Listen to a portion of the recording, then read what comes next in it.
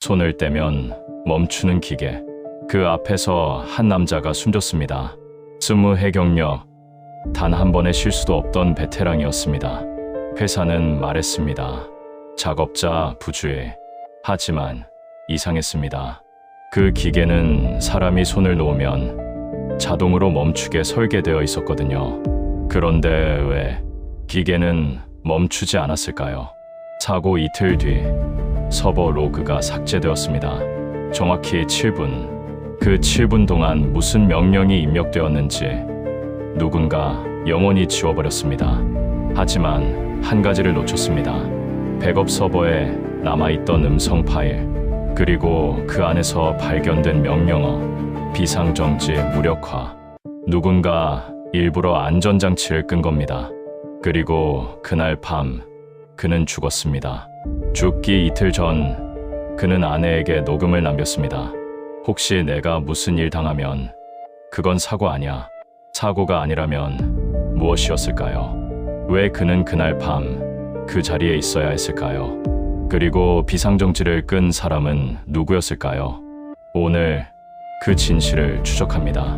본격적인 이야기를 시작하기 전에 잠시 제 마음을 전하고 싶습니다. 구독과 좋아요는 제게 정말 큰 힘이 됩니다. 지금 어디서 시청하고 계신지 댓글로 남겨주시면 답글로 인사드리겠습니다. 2020년 11월의 어느 새벽이었습니다.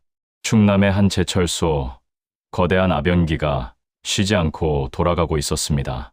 뜨거운 철판이 롤러 사이를 지나갈 때마다 굉음이 울렸고 새벽 안개 사이로 붉은 불빛이 번졌습니다. 그런데 이상했습니다. 기계는 돌아가는데 사람의 움직임이 없었습니다. 새벽 5시 45분, 교대 근무를 위해 출근한 작업자가 아변기 앞에서 걸음을 멈췄습니다. 그리고 비명을 질렀습니다. 한 남자가 쓰러져 있었습니다. 아니, 쓰러져 있었다는 표현으로는 부족했습니다. 그는 이미 싸늘하게 식어 있었습니다. 사망자의 이름은 이도윤, 38살. 이 공장에서 20해를 일한 베테랑 정비 기사였습니다. 20해라는 시간이 어떤 의미인지 아시나요? 이 공장에 처음 들어왔을 때 그는 18살 청년이었습니다. 선배들 밑에서 기름때를 묻혀가며 기계를 배웠고 30이 되기 전에 이미 이 공장에서 가장 실력 있는 정비공으로 인정받았습니다. 동료들은 그를 이렇게 불렀습니다. 안전 매뉴얼의 화신. 왜 그런 별명이 붙었을까요? 이도윤은 어떤 작업을 하든 반드시 3번씩 점검했습니다. 전원이 내려갔는지, 잠금 장치가 걸렸는지, 비상정지 버튼이 작동하는지. 후배들에게 늘 이렇게 말했습니다. 기계는 거짓말을 안 해. 사고가 나는 건 사람이 방심할 때야. 그런 사람이었습니다. 20년 동안 단 한 번의 안전사고도 없었던 사람. 그런 그가 자신이 가장 잘 아는 기계 앞에서 숨진 겁니다. 여러분, 여기서 한 가지 알아두셔야 할 것이 있습니다. 이 아변기에는 데드맨 스위치라는 안전장치가 있습니다. 작업자가 손잡이를 잡고 있어야만 기계가 작동하고 손을 떼는 순간 자동으로 멈추도록 설계된 장치입니다. 만약 작업자가 쓰러지거나 의식을 잃으면 손에서 힘이 빠지겠죠. 그러면 기계는 즉시 멈춥니다. 그런데 그날 새벽 기계는 멈추지 않았습니다. 현장에 도착한 감독관 박준혁은 고개를 갸웃거렸습니다. 45살의 그는 15년간 산업 현장을 돌며 수많은 사고를 조사해왔습니다. 하지만 이번 현장은 뭔가 달랐습니다. 그는 아변기 앞에 쭈그려 앉아 한참을 들여다보았습니다. 눈썹이 찌푸려졌고 입술이 굳게 다물어졌습니다. 옆에 서 있던 공장 안전팀장이 조심스럽게 물었습니다. 감독관님, 왜 그러십니까? 박준혁은 천천히 일어섰습니다. 그의 목소리는 낮았지만 또렷했습니다. 이 기계, 데드맨 스위치 달려있죠. 안전팀장이 고개를 끄덕였습니다. 그럼 왜 안 멈췄습니까? 그 질문에 안전팀장의 얼굴이 굳었습니다. 대답이 없었습니다. 아니, 대답할 수 없었던 걸지도 모릅니다. 회사 측은 이틀 뒤 공식 입장을 발표했습니다.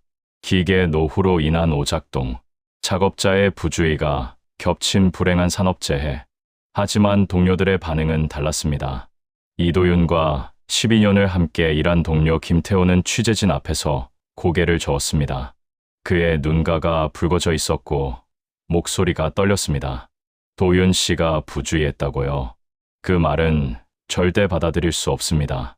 잠시 말을 멈춘 그가 다시 입을 열었습니다. 그 사람은 작업 전에 항상 점검했어요.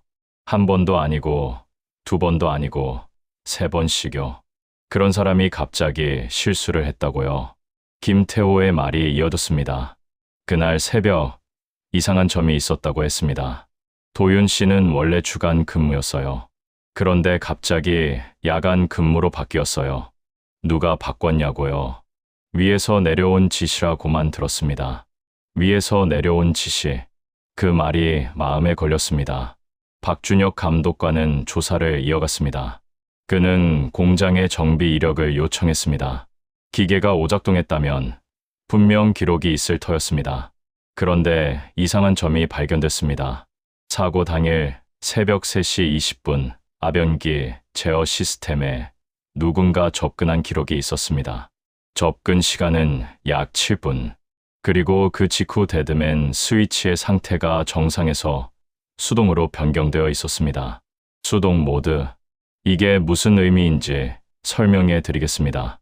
수동 모드에서는 데드맨 스위치가 작동하지 않습니다. 다시 말해 작업자가 손을 떼도 기계가 멈추지 않는다는 뜻입니다.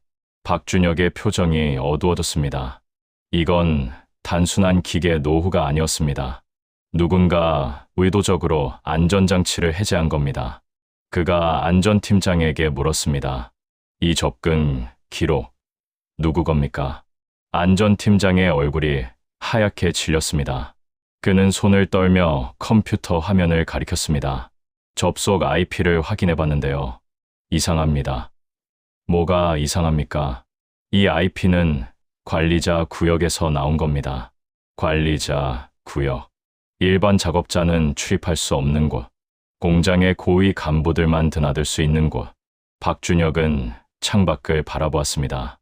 새벽 안개가 걷히고 있었지만 그의 머릿속은 오히려 더 혼란스러워졌습니다. 20해 경력의 베테랑이 가장 잘 아는 기계 앞에서 죽었습니다. 손을 떼면 멈춰야 할 기계가 멈추지 않았습니다. 그리고 사고 직전 관리자 구역에서 누군가 시스템에 접근했습니다. 과연 이것이 단순한 사고였을까요? 아니면 누군가 이 사고를 계획한 것일까요? 이도윤은 왜 그날 새벽 그 자리에 있어야 했을까요? 여러분은 어떻게 생각하시나요?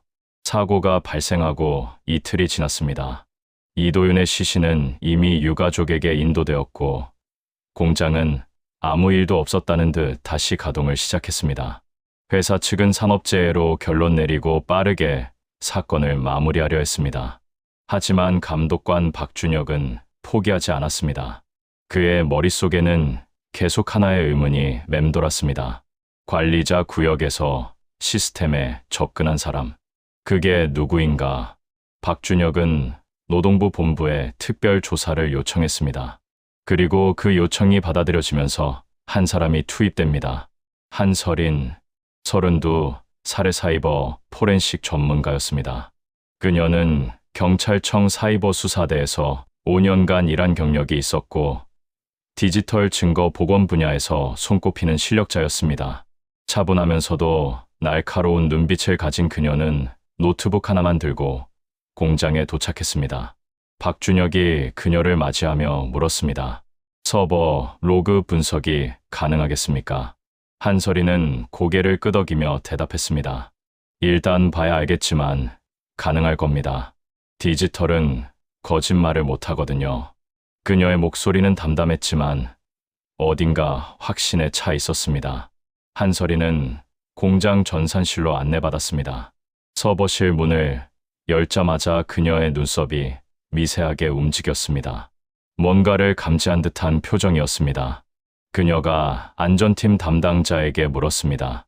이 서버, 최근에 누가 접근했습니까? 담당자는 고개를 저었습니다. 저희 팀 외에는 접근 권한이 없습니다. 한설이는 대답 없이 자리에 앉아 키보드를 두드리기 시작했습니다. 화면의 숫자와 문자들이 빠르게 스쳐 지나갔습니다. 1시간, 2시간. 그녀는 꼼짝도 하지 않고 화면만 응시했습니다. 그러다 갑자기 손을 멈췄습니다. 뭔가 이상합니다. 박준혁이 다가왔습니다. 뭐가 이상합니까? 한설인이 화면을 가리켰습니다. 그녀의 손끝이 가리킨 곳에는 시간 기록이 나열되어 있었습니다. 여기 보세요.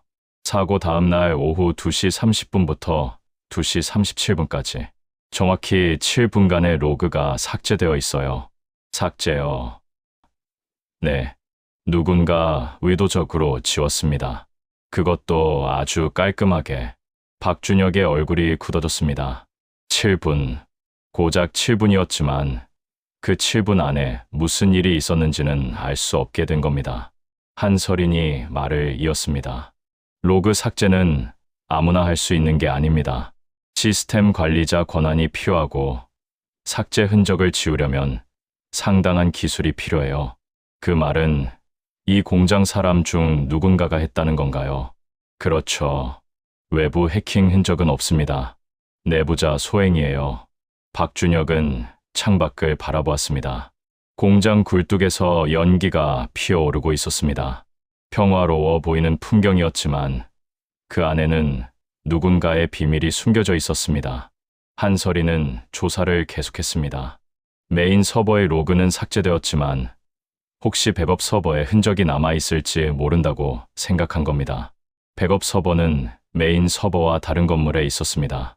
그곳은 평소 거의 사람이 드나들지 않는 곳이었죠. 한설이는 먼지가 쌓인 서버실 문을 열고 안으로 들어갔습니다. 2시간 뒤 그녀는 박준혁에게 전화를 걸었습니다. 감독관님, 이리 좀 오셔야겠어요. 그녀의 목소리가 떨리고 있었습니다. 평소의 차분함과는 달랐습니다. 박준혁이 백업 서버실에 도착했을 때 한설이는 화면 앞에 굳은 표정으로 앉아 있었습니다. 뭘 찾았습니까? 한설인이 천천히 말했습니다. 로그는 삭제됐는데 이상한 게 하나 남아있어요. 뭔데요? 음성 파일이요. 음성 파일. 박준혁의 눈이 커졌습니다. 한설인이 설명했습니다. 이 공장의 시스템에는 음성 명령 기능이 있었습니다. 관리자가 직접 키보드를 치지 않고도 음성으로 명령을 내릴 수 있는 시스템이었죠. 그리고 그 음성 명령은 자동으로 녹음되어 저장되게 되어 있었습니다. 누군가 로그는 삭제했지만 음성 파일은 삭제하지 못한 겁니다. 한설인이 재생 버튼을 눌렀습니다. 잡음 섞인 소리가 흘러나왔습니다. 그리고 곧 한 남자의 목소리가 들렸습니다. 낮고 굵은 목소리. 어딘가 익숙한 듯 하면서도 낯선 목소리였습니다. 내일 새벽까지 처리해. 흔적 남기지 말고. 짧은 문장이었습니다. 하지만 그 안에 담긴 의미는 무거웠습니다. 처리해. 흔적 남기지 말고. 무엇을 처리하라는 건지, 어떤 흔적을 남기지 말라는 건지, 그 목소리의 주인이 누구인지 한설인이 말했습니다. 이 목소리 분석해봐야 합니다. 하지만 한 가지는 확실해요. 뭐가 확실합니까? 이건 단순한 사고가 아닙니다. 누군가 계획한 거예요. 박준혁은 아무 말도 하지 못했습니다. 머릿속이 복잡해졌습니다. 그때 한설인이 다시 화면을 가리켰습니다. 그리고 하나 더 있어요. 더 있다고요. 삭제된 7분 동안 입력된 명령어가 하나 복원됐어요. 완전히 지워진 줄 알았는데 백업 서버에 조각이 남아 있었습니다. 뭔데요? 그 명령어가. 한설인이 화면을 클릭했습니다. 그리고 한 줄의 문자가 나타났습니다. 이스톱 오버라이드. 박준혁이 물었습니다. 그게 무슨 뜻입니까? 한설인의 얼굴이 어두워졌습니다. 그녀가 천천히 대답했습니다. 비상정지 무력화입니다. 이 명령이 입력되면 데드맨 스위치가 작동하지 않아요. 작업자가 손을 떼도 기계가 멈추지 않는 겁니다. 박준혁의 숨이 멎는 것 같았습니다. 비상정지 무력화. 누군가 의도적으로 안전장치를 끈 겁니다.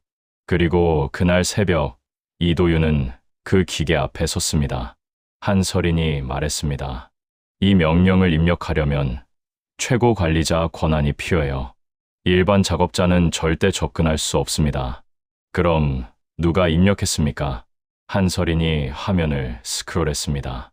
그리고 한 줄의 텍스트가 나타났습니다. 계정 소유자, 운영본부장, 운영본부장. 이 공장에서 가장 높은 자리에 있는 사람. 박준혁은 한서린을 바라보았습니다.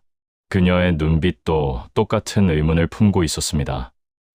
왜 운영본부장이 한밤중에 비상정지를 무력화했을까? 그리고 그 다음 날 새벽, 왜 이도윤은 죽어야 했을까? 수사팀은 한 가지 의문에 집중했습니다. 왜 이도윤이었을까? 왜 하필 그날 밤이었을까? 20해 경력의 베테랑이 야간 근무에 투입된 것도 이상했고, 비상정지가 무력화된 것도 이상했습니다. 우연이라고 하기엔 너무 많은 것들이 겹쳐 있었습니다.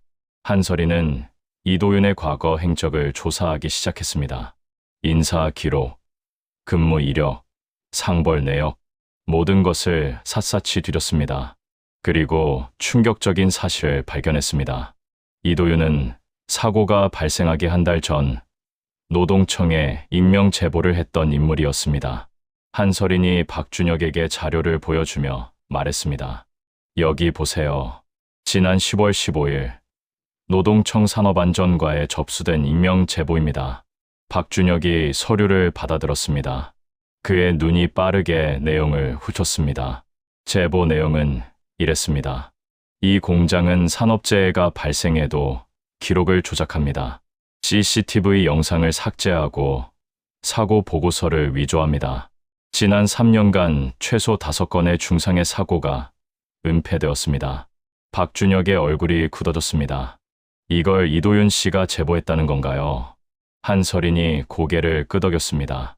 익명이었지만 제보 내용의 구체성을 보면 현장을 아주 잘 아는 사람이에요. 그리고 제보자가 남긴 연락처를 추적해봤더니 이도윤 씨의 개인 이메일과 연결되어 있었습니다. 내부 고발자. 이도윤은 자신이 20해를 바친 회사의 비리를 고발한 겁니다. 한서린이 말을 이었습니다. 제보 접수 후 노동청은 이 공장에 특별감사를 예고했어요. 감사 날짜는 11월 셋째 주로 잡혀 있었습니다. 박준혁이 물었습니다. 그럼 사고가 난 날은? 한서린의 표정이 어두워졌습니다. 감사가 시작되기 하루 전날 밤이었습니다. 하루 전, 단 하루 전이었습니다. 감사가 시작되면 모든 것이 드러날 수 있었습니다. 조작된 기록, 삭제된 CCTV, 은폐된 사고들. 누군가에게는 그것이 두려웠을 겁니다. 박준혁은 창밖을 바라보았습니다. 이제야 조각들이 맞춰지기 시작했습니다. 이때 한서린이 또 다른 서류를 꺼냈습니다. 그리고 한 명 더 조사해야 할 사람이 있어요. 누구요? 운영본부장 최강호입니다. 최강호. 비상정지 무력화 명령이 입력된 그 계정의 주인. 한서린이 최강호의 프로필을 화면에 띄웠습니다. 47살. 이 공장에서 12년을 일했고 5년 전에 운영본부장으로 승진했습니다. 공장 내 모든 시스템에 최고 권한을 가진 사람이에요. 박준혁이 화면을 들여다보았습니다. 사진 속의 남자는 날카로운 눈매에 굳게 담은 입술을 가지고 있었습니다. 어딘가 차갑고 권위적인 인상이었습니다. 한서린이 계속 설명했습니다. 최강호 본부장은 실적 지상주의자로 알려져 있어요. 공장 생산량을 끌어올리기 위해 안전 규정을 무시한다는 소문이 파다했습니다. 소문이요. 네. 하지만 소문만은 아니었어요. 한서린이 서류를 넘겼습니다. 지난 3년간 이 공장에서 발생한 산업재해 은폐 의혹 5건, 전부 최강호 본부장 재임 기간에 일어난 일입니다. 박준혁의 눈이 좁아졌습니다. 그림이 그려지기 시작했습니다. 이도윤이 제보한 내용이 사실이라면 가장 큰 타격을 받는 사람은 최강호였습니다. 감사가 시작되면 그의 비리가 드러날 테고 자리를 잃는 것은 물론이고 형사 처벌까지 받을 수 있었습니다.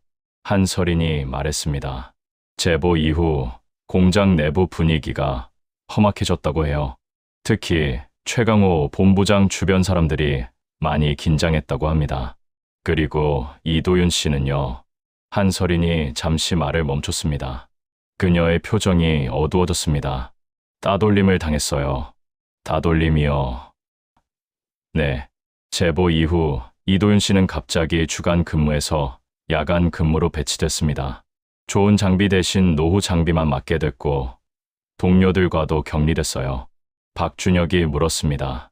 누가 그런 지시를 내렸습니까? 한서린이 서류를 가리켰습니다. 인사 명령서에 결재한 사람, 운영본부장 최강호입니다. 최강호. 모든 화살이 한 사람을 가리키고 있었습니다. 박준혁은 이도윤의 동료 김태호를 다시 불러 면담했습니다. 김태호는 지친 얼굴로 앉아 있었습니다. 눈가에 그늘이 져 있었고 목소리도 힘이 없었습니다. 도윤 씨, 제보 이후에 많이 힘들어했습니까? 김태호가 고개를 끄덕였습니다. 많이요. 갑자기 야간 근무만 시키고 아무도 말 안 걸고 밥도 혼자 먹었어요. 잠시 침묵이 흘렀습니다. 김태호가 다시 입을 열었습니다. 한 번은 도윤 씨가 저한테 그랬어요. 뭐라고요? 김태호의 목소리가 떨렸습니다. 태호야, 내가 잘못한 걸까? 그냥 눈 감고 있었어야 했나?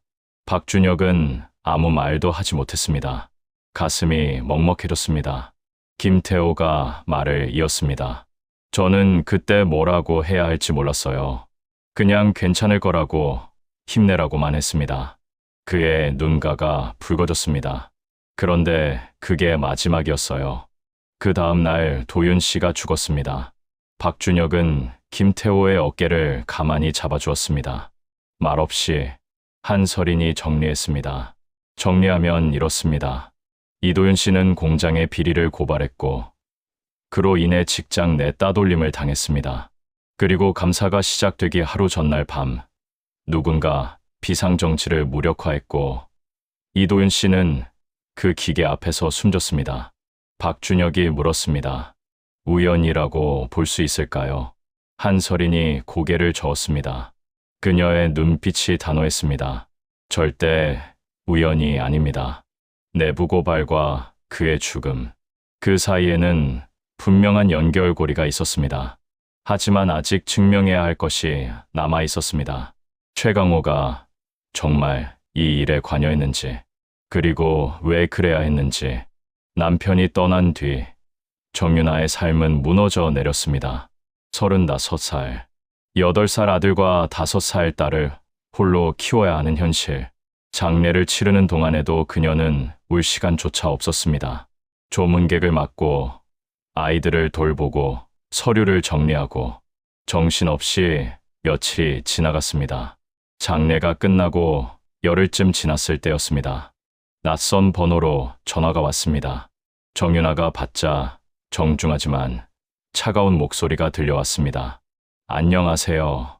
저는 회사 측 법률 대리인입니다. 유가족분께 전달드릴 말씀이 있어서 연락드렸습니다. 그날 오후 정장을 입은 두 남자가 정윤아의 집을 찾아왔습니다. 한 명은 회사 인사팀장, 다른 한 명은 변호사였습니다. 그들은 거실 소파에 앉아 서류 봉투를 꺼냈습니다. 변호사가 입을 열었습니다. 먼저 고인의 명복을 빕니다. 회사에서도 이번 일에 깊은 유감을 표합니다. 정윤아는 아무 말 없이 그들을 바라보았습니다. 변호사가 말을 이었습니다. 회사 측에서 유가족분께 합의금을 제안하고자 합니다. 금액은 5억 원입니다. 5억 원. 적지 않은 돈이었습니다. 아이들 교육비, 생활비, 앞으로의 삶. 그 돈이면 당장의 걱정은 덜 수 있었습니다. 하지만 정윤아의 표정은 변하지 않았습니다. 변호사가 조심스럽게 덧붙였습니다. 합의를 하시면 더 이상의 법적 분쟁 없이 모든 것이 마무리됩니다. 재판은 오래 걸리고 결과도 불투명합니다. 유가족분의 고통을 생각하면 빠른 합의가 서로에게 좋을 것 같습니다. 정윤아는 한참 동안 말이 없었습니다. 창밖을 바라보았습니다. 하늘이 흐렸습니다. 그녀가 천천히 입을 열었습니다. 그 돈으로 남편이 돌아오나요? 변호사의 표정이 굳어졌습니다. 정윤아의 목소리는 떨렸지만 눈빛은 흔들리지 않았습니다. 남편은 20살 동안 그 공장에서 일했어요. 단 한 번도 사고를 낸 적이 없었어요. 그런 사람이 갑자기 실수로 죽었다고요. 그녀의 눈가가 붉어졌습니다. 저는 믿을 수가 없어요. 뭔가 이상해요. 변호사가 난처한 표정을 지었습니다. 인사팀장이 끼어들었습니다. 사모님, 감정적으로 판단하시면 안 됩니다. 아이들 생각도 하셔야죠. 그 말에 정윤아의 눈빛이 날카로워졌습니다. 하지만 그녀는 아무 말도 하지 않았습니다. 그냥 고개를 저었습니다. 생각할 시간을 주세요. 변호사와 인사팀장은 서류를 놓고 돌아갔습니다. 문이 닫히자 정윤아는 소파에 털썩 주저앉았습니다. 한참을 그렇게 앉아 있었습니다. 그날 밤 아이들이 잠든 뒤 정윤아는 남편의 유품을 정리하기 시작했습니다. 작업복, 안전모, 공구들 하나하나 만질 때마다 눈물이 났습니다. 그러다 서랍 깊숙이에서 남편의 휴대전화를 발견했습니다. 오래된 스마트폰이었습니다. 충전기를 꽂자 화면이 켜졌습니다. 정윤아는 무심코 파일들을 살펴보았습니다. 사진, 메모, 일정, 대부분 일상적인 것들이었습니다. 그런데 음성 메모 폴더에서 이상한 파일을 발견했습니다. 파일 이름은 만약을 위해. 녹음 날짜는 사고 이틀 전이었습니다. 정윤아의 손이 떨렸습니다. 재생 버튼을 눌렀습니다. 잡음이 조금 들리더니 남편의 목소리가 흘러나왔습니다. 윤아야. 그 한마디에 정윤아의 눈물이 터졌습니다. 남편의 목소리. 따뜻하면서도 어딘가 지쳐있는 목소리였습니다. 녹음은 계속되었습니다. 혹시 내가 무슨 일을 당하면 이 녹음을 들어줘. 정윤아의 심장이 멈추는 것 같았습니다. 그건 사고가 아니야. 꼭 기억해. 사고가 아니야. 남편은 알고 있었습니다. 자신에게 무슨 일이 생길 수 있다는 것을. 그래서 이 녹음을 남긴 겁니다. 정윤아는 휴대전화를 꼭 쥔 채 한참을 울었습니다. 소리 없이 어깨만 들썩이며. 그런데 녹음은 끝나지 않았습니다. 파일 뒷부분에 또 다른 음성이 있었습니다. 이번에는 남편의 목소리가 아니었습니다. 누군가와의 대화였습니다. 대화 속에서 낯선 남자의 목소리가 들렸습니다. 낮고 위압적인 목소리. 자네, 입 좀 다물지 그래. 다 좋게 끝날 수 있었는데. 그리고 남편의 대답. 본부장님, 저는 그냥 사실대로 말한 것뿐입니다. 본부장님. 정윤아는 그 호칭을 놓치지 않았습니다. 대화는 계속되었습니다. 사실대로. 자네가 말하는 사실이 뭔지 아나. 이 공장이 문 닫으면 수백 명이 일자리를 잃어. 자네도 마찬가지야. 남편의 목소리가 떨렸지만 단호했습니다. 그래도 사람이 다치는 건 막아야죠. 안전이 먼저 아닙니까? 짧은 침묵 뒤에 그 남자의 목소리가 다시 들렸습니다. 자네, 후회하게 될 거야. 녹음은 거기서 끊겼습니다. 정윤아는 휴대전화를 꽉 쥔 채 떨고 있었습니다. 이제 확신할 수 있었습니다. 남편의 죽음은 사고가 아니었습니다. 다음 날 아침 정윤아는 수사팀에 연락했습니다. 드릴 게 있습니다. 남편이 남긴 녹음 파일이에요. 그녀는 합의금을 거절했습니다. 5억 원보다 진실이 더 중요했습니다. 박준혁 감독관이 물었습니다. 합의금을 거절하시면 앞으로 힘드실 수 있습니다. 정말 괜찮으시겠습니까? 정윤아는 잠시 침묵했습니다. 그리고 천천히 말했습니다. 어젯밤에 5살짜리 딸이 물었어요. 아빠는 언제 와? 저는 대답을 못했어요. 그녀의 눈가가 붉어졌습니다. 그 아이한테 뭐라고 말해야 할까요? 아빠는 실수로 죽었다고요. 아니면 누군가 아빠를 죽였는데 엄마가 돈 받고 입 다물었다고요. 정윤아의 목소리가 떨렸습니다. 저는 그렇게 못해요. 진실을 알아야 해요. 남편을 위해서도 아이들을 위해서도. 박준혁은 고개를 숙였습니다. 아무 말도 할 수 없었습니다. 한서린이 녹음 파일을 분석했습니다. 그리고 결과가 나왔습니다. 대화 속 남자의 목소리. 음성 분석 결과 운영본부장 최강호와 98% 일치했습니다. 자네 후회하게 될 거야. 그 말은 협박이었을까요? 아니면 예고였을까요? 이제 수사팀은 최강호를 추적해야 했습니다. 하지만 그는 이미 사라진 뒤였습니다. 정윤아가 제출한 녹음 파일은 수사의 결정적 전환점이 되었습니다. 한서린은 밤새 녹음을 분석했습니다. 음성 패턴, 억양, 주파수, 모든 것을 대조했습니다. 그리고 아침이 되었을 때 결과가 나왔습니다. 음성 일치율 98%, 최강호 본부장입니다. 박준혁이 고개를 끄덕였습니다. 이제 최강호를 직접 만나야 할 때였습니다. 그런데 문제가 있었습니다. 최강호는 사고 이틀 뒤 해외로 출국한 상태였습니다. 회사 측은 예정된 해외 출장이라고 설명했습니다. 하지만 한서린이 출입국 기록을 조회하자 이상한 점이 드러났습니다. 감독관님, 이것 좀 보세요. 한서린이 화면을 가리켰습니다. 박준혁이 다가와 들여다보았습니다. 최강호 본부장의 출국 기록입니다. 출국 날짜는 사고 다음 날 오후 3시. 그게 왜요? 한서린이 다른 서류를 꺼냈습니다. 그런데 이 출장 결제 서류를 보세요. 결제 시간이 사고 당일 새벽 4시입니다. 박준혁의 눈이 커졌습니다. 새벽 4시요. 사고가 나기 2시간 전이잖아요. 네, 사고가 나기도 전에 이미 출장을 결제해 놓은 겁니다. 우연이라고 하기엔 너무 이상했습니다.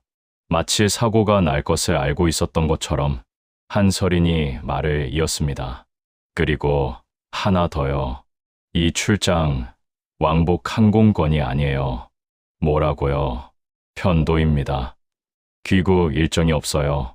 박준혁의 표정이 굳어졌습니다. 출장이 아니었습니다. 도피였습니다.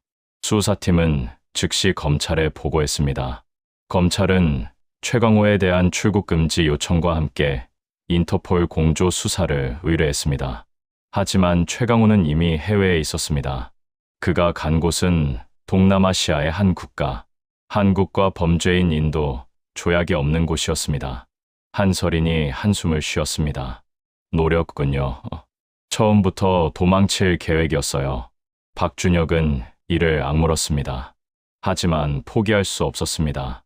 수사팀은 최강호의 주변을 파헤치기 시작했습니다. 가족, 친척, 지인, 그가 연락할 만한 모든 사람을 조사했습니다. 그리고 2주일 뒤 단서가 잡혔습니다. 최강호의 여동생이 갑자기 해외 송금을 했습니다. 금액은 3천만 원. 송금 대상은 동남아시아의 한 계좌였습니다. 한서린이 송금 기록을 추적했습니다. 그리고 놀라운 사실을 발견했습니다. 이 계좌 최강호 본부장 명의예요. 본인 계좌로 돈을 받고 있었어요. 박준혁이 물었습니다. 그럼 여동생이 생활비를 보내고 있었다는 건가요? 네. 그런데 문제가 있어요. 한서린이 화면을 클릭했습니다. 송금 직후 이 계좌에서 현금 인출이 있었어요. 인출 장소는 베트남 호치민, 최강호의 위치가 확인된 겁니다. 검찰은 베트남 현지 경찰에 협조를 요청했습니다. 하지만 범죄인 인도가 어려운 상황에서 직접 체포는 불가능했습니다. 그래서 다른 방법을 썼습니다. 수사팀은 최강호의 가족을 통해 메시지를 전달했습니다. 어머니가 위독하다는 거짓 연락이었습니다. 물론 윤리적으로 논란이 있는 방법이었지만 다른 선택지가 없었습니다. 그리고 열흘 뒤 인천공항 입국장 한 남자가 모자를 푹 눌러 쓴 채 게이트를 통과했습니다. 최강호였습니다. 그는 입국 심사대를 지나자마자 대기하고 있던 수사관들에게 둘러싸였습니다. 그의 얼굴에 당혹감이 스쳤습니다. 최강호 씨, 업무상 과실치사 및 증거인멸 혐의로 체포합니다. 수갑이 채워지는 순간 최강호는 아무 말도 하지 않았습니다. 그저 굳은 표정으로 바닥을 내려다볼 뿐이었습니다. 박준혁은 멀리서 그 장면을 지켜보았습니다. 한 달이 넘는 추적 끝에 드디어 잡은 겁니다. 한서린이 다가와 말했습니다. 이제 시작이에요. 법정에서 모든 걸 밝혀야 합니다. 박준혁이 고개를 끄덕였습니다. 그래요. 아직 끝난 게 아닙니다. 최강호는 경찰서로 이송되었습니다. 취조실에서 그는 입을 열지 않았습니다. 묵비권을 행사했습니다. 하지만 수사팀에게는 증거가 있었습니다. 삭제된 로그, 복원된 명령어, 음성 파일, 그리고 정윤아가 제출한 녹음. 취조관이 녹음 파일을 재생했습니다. 자네 후회하게 될 거야. 최강호의 눈이 미세하게 떨렸습니다. 하지만 여전히 입을 열지 않았습니다. 취조관이 다시 물었습니다. 비상정지 무력화 명령, 당신 계정에서 입력됐습니다. 설명해 주시죠. 최강호는 잠시 침묵했습니다. 그리고 처음으로 입을 열었습니다. 변호사를 부르겠습니다. 그게 그가 한 유일한 말이었습니다. 하지만 수사팀은 알고 있었습니다. 증거는 충분했습니다. 이제 법정에서 모든 것이 밝혀질 터였습니다. 정윤아는 뉴스를 통해 최강호 체포 소식을 들었습니다. 텔레비전 화면에 수갑을 찬 그의 모습이 비쳤습니다. 그녀는 한참 동안 화면을 바라보았습니다. 눈물이 흘렀습니다. 하지만 이번에는 슬픔의 눈물만은 아니었습니다. 아이들이 다가왔습니다. 8살 아들이 물었습니다. 엄마, 왜 울어요? 정윤아는 아이들을 꼭 안아주었습니다. 그리고 작은 목소리로 말했습니다. 아빠가 조금 덜 억울해졌어. 아이들은 무슨 말인지 몰랐을 겁니다. 하지만 엄마의 품이 따뜻하다는 것은 알았을 겁니다. 2021년 3월 대전지방법원 최강호의 첫 공판이 열렸습니다. 법정 앞에는 취재진이 몰려 있었습니다. 카메라 플래시가 터지고 기자들이 질문을 쏟아냈습니다. 산업재해 은폐 의혹, 내부 고발자의 죽음. 이 사건은 이미 전국적인 관심을 받고 있었습니다. 정윤아도 법정에 왔습니다. 검은 옷을 입고 굳은 표정으로 방청석에 앉았습니다. 그녀의 손은 미세하게 떨리고 있었습니다.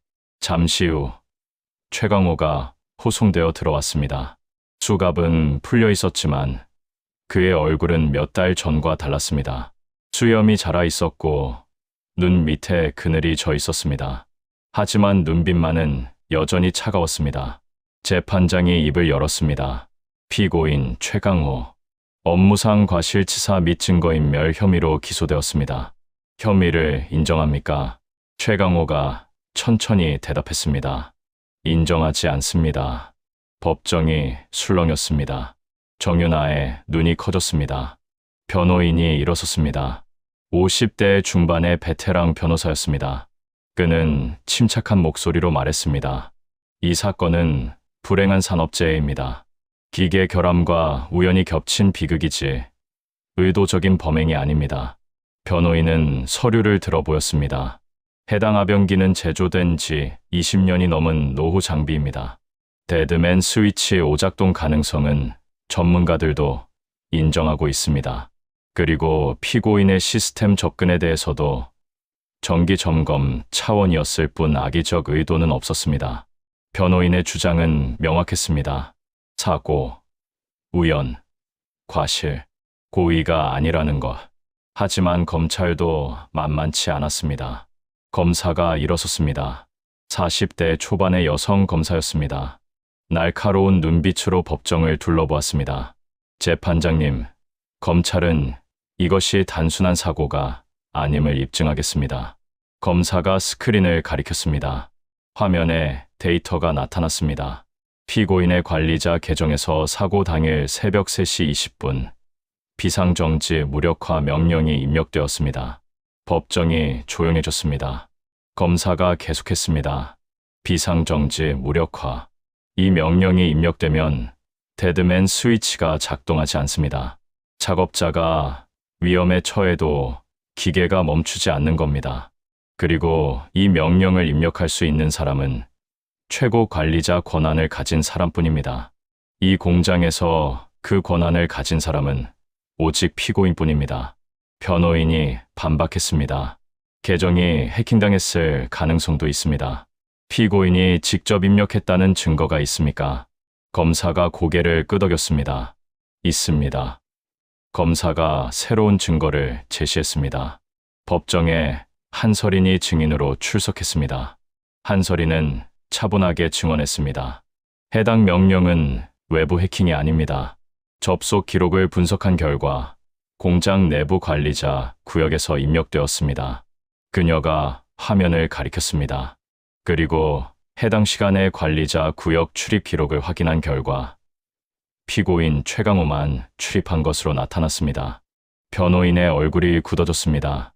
검사가 다음 증거를 제시했습니다. 정윤아가 제출한 녹음 파일이었습니다. 법정에 이도윤의 목소리가 울려 퍼졌습니다. 본부장님, 저는 그냥 사실대로 말한 것뿐입니다. 그리고 최강호의 목소리, 자네 후회하게 될 거야. 방청석이 술렁였습니다. 정윤아의 눈에서 눈물이 흘렀습니다. 검사가 말했습니다. 이 녹음은 사고 이틀 전에 녹음된 것입니다. 피고인은 피해자를 협박했습니다. 그리고 이틀 뒤 피해자는 사망했습니다. 재판장이 최강호를 바라보았습니다. 피고인, 이에 대해 할 말이 있습니까? 최강호는 잠시 침묵했습니다. 그의 눈이 흔들리는 것이 보였습니다. 그때 검사가 또 다른 증인을 불렀습니다. 이도윤의 동료였습니다. 동료가 증언대에 섰습니다. 그의 목소리는 떨렸지만 또렷했습니다. 그날 밤, 도윤 씨는 원래 근무가 아니었습니다. 갑자기 호출을 받았어요. 누가 호출했습니까? 본부장님 지시라고 들었습니다. 도윤 씨한테 직접 전화가 왔다고 했어요. 법정이 다시 술렁였습니다. 검사가 정리했습니다. 피고인은 피해자를 한밤중에 호출했고 비상정지를 무력화했으며 사고 직후 해외로 도피했습니다. 이것이 우연의 일치입니까? 변호인이 다시 반박을 시도했습니다. 하지만 증거의 무게는 이미 기울어져 있었습니다. 마지막으로 재판장이 최강호에게 물었습니다. 피고인, 최후 진술이 있습니까? 최강호가 천천히 일어섰습니다. 법정이 조용해졌습니다. 그가 입을 열었습니다. 목소리가 낮았습니다. 나는 지시받은 대로 했을 뿐이다. 법정이 얼어붙었습니다. 지시받은 대로. 그 말은 무슨 뜻이었을까요? 검사가 즉시 물었습니다. 누구의 지시입니까? 구체적으로 말씀해 주십시오. 하지만 최강호는 더 이상 입을 열지 않았습니다. 변호인이 급히 다가가 무언가를 속삭였습니다. 최강호는 고개를 저었습니다. 재판장이 말했습니다. 피고인의 진술은 기록에 남깁니다. 다음 공판에서 이에 대해 추가 심리하겠습니다. 첫 공판은 그렇게 끝났습니다. 법정을 나서는 정윤아에게 기자들이 몰려들었습니다. 소감이 어떠십니까? 정윤아는 잠시 멈춰 섰습니다. 그녀의 눈가는 붉었지만 목소리는 담담했습니다. 남편은 진실을 말하려다 죽었습니다. 저는 그 진실이 끝까지 밝혀지길 바랍니다. 그녀가 돌아서서 걸어갔습니다. 등 뒤로 카메라 플래시가 터졌습니다. 한서리는 법원 계단에 서서 하늘을 올려다보았습니다. 박준혁이 다가왔습니다. 지시받은 대로. 그 말 어떻게 생각해요? 한서린이 천천히 대답했습니다. 최강호 위에 누군가 있다는 뜻이겠죠. 박준혁의 표정이 어두워졌습니다. 이 사건 아직 끝난 게 아니군요. 한서린이 고개를 끄덕였습니다. 시작일 뿐이에요. 최강호는 실행자였을 뿐일까요? 그렇다면 진짜 배우는 누구일까요? 2021년 7월 대전지방법원 최종 선고 공판이 열렸습니다. 넉 달에 걸친 재판이었습니다. 12차례의 공판, 23명의 증인, 수백 페이지의 증거 자료, 긴 싸움이었습니다. 정윤아는 이번에도 방청석에 앉아 있었습니다. 첫 공판 때보다 얼굴이 수척해져 있었습니다. 하지만 눈빛만은 흔들리지 않았습니다. 재판장이 입장했습니다. 법정이 조용해졌습니다. 피고인 최강호, 앞으로 나오십시오. 최강호가 천천히 일어섰습니다. 그의 얼굴에는 아무런 표정이 없었습니다. 재판장이 판결문을 읽기 시작했습니다. 피고인 최강호는 업무상 과실치사 및 증거인멸 혐의로 기소되었습니다.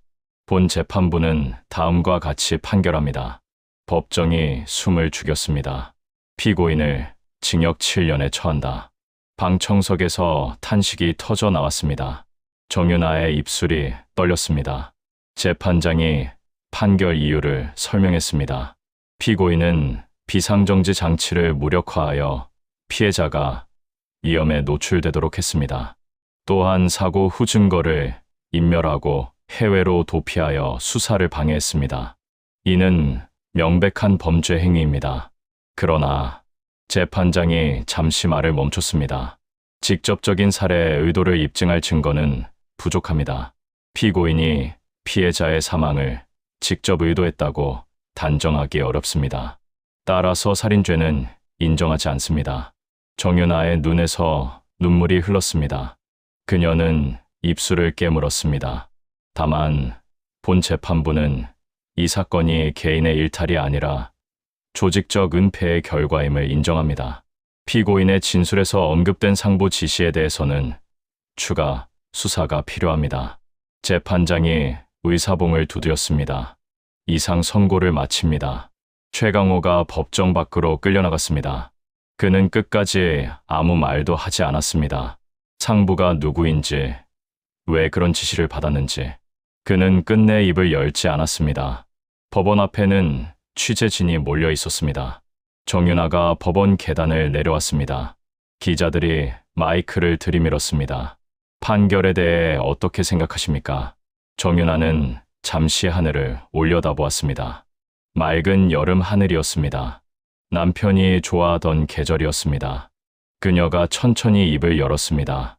남편은 분명히 죽임을 당했습니다. 목소리가 떨렸지만 또렷했습니다. 그런데 법은 살인자가 없다고 합니다.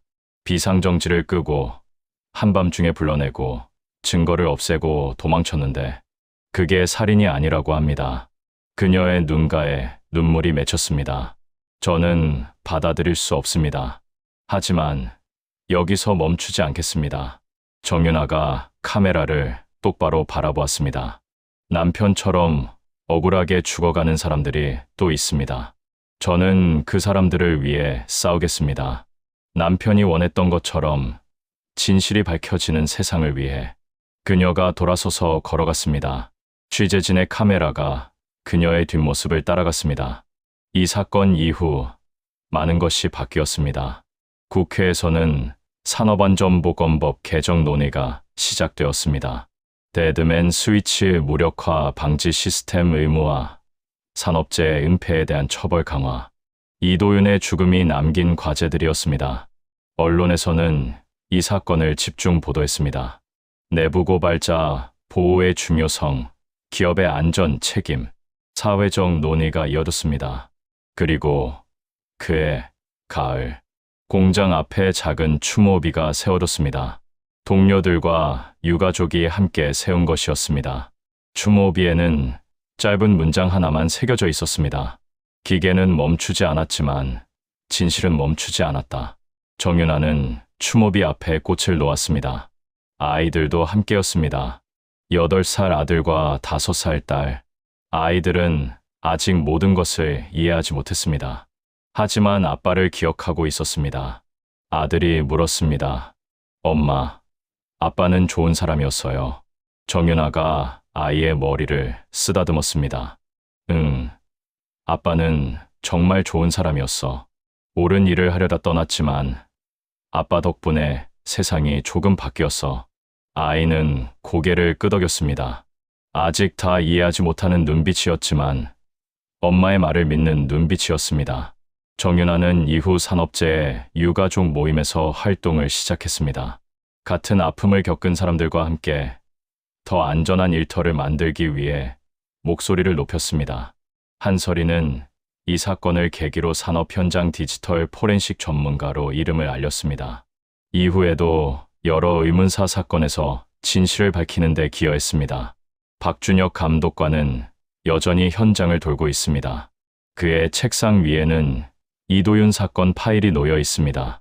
아직 끝나지 않은 수사, 최강호가 말한 상부의 지시, 그 진실은 아직 밝혀지지 않았습니다. 어쩌면 우리는 아직 모든 진실을 알지 못하는 것인지도 모릅니다.